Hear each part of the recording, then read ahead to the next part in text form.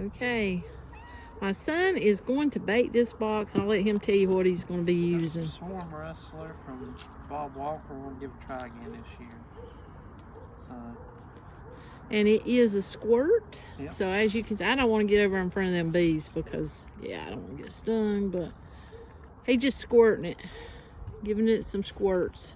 Yeah, on the top of the frames and on the front there. And that's about it, ain't it? Taking this super off. Oh, yeah.